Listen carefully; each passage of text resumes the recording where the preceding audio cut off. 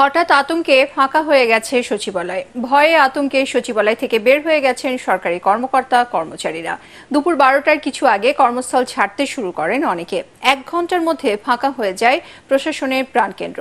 কর্মকর্তা কর্মচারীরা জানান, বেলা 12টার দিকে হঠাৎ গুজব ওঠে সচিবালয়ে হামলা হতে পারে। মুহূর্তেই তা ছড়িয়ে পড়ে পুরো সচিবালয়ে।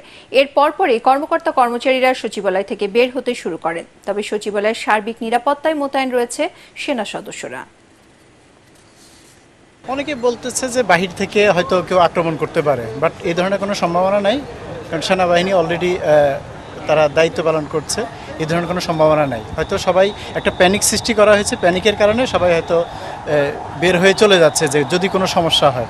আসলে আমরা তো জানি না কে বা কারা এটা একটা প্যানিক তৈরি করছে। এখন অনেকেই দেখি না এইভাবে চলে যাচ্ছে।